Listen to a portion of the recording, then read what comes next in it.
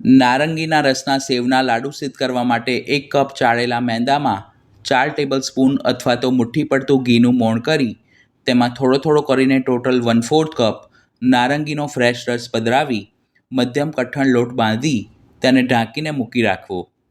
ચાસણી બનાવવા માટે 1 કપ ખાંડમાં અડધો કપ જલ કરી ખાંડ ઓગળે અને 2 તારની ચાસણી થાય ત્યાં સુધી તેને ઉકાળવી.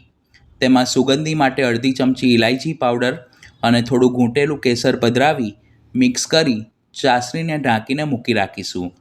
15 મિનિટ પછી બાંધેલા મેંદામાંથી નાની સાઇઝના ગગનગાંઠિયા અથવા તો મુઠિયા વાળી કઢાઈમાં જરૂર મુજબ ઘી ગરમ કરી તેને ધીમી આંચ પર સરખા બદામી અને ક્રિસ્પી થાય ત્યાં સુધી તળી લેવા. અનસખડી વિભાગની સામગ્રી હોવાથી મોણમાં તથા તળવામાં ઘીનો જ ઉપયોગ કરવો. તે રૂમ ટેમ્પરેચર પર ઠંડા થાય પછી તેના ટૂંક કરી મિક્સર જારમાં લઈ ગ્રાઇન્ડ કરીને દરદરું ચૂરમું તૈયાર કરીશું. તેને એક પોળા વાસણમાં કાઢી તૈયાર કરેલી 2 તારની ચાસણી તેમાં પધરાવી ચૂરમું બિલકુલ પણ કોરું ન રહે તેમ મિક્સ કરી લાડુ વાળવા જેવું મિશ્રણ થાય પછી બંને હાથની હથેળીને ઘીથી ગ્રીસ કરી મધ્યમ સાઇઝના નંગ વાળી લઈશું. આ માપ પ્રમાણે 7 નંગ લાડુ સિદ્ધ થશે. તો આપ પણ શ્રી પ્રભુને ભોગ ધરવા માટે આ અનસખડી વિભાગની સામગ્રી ઘરે અવશ્ય સિદ્ધ કરજો.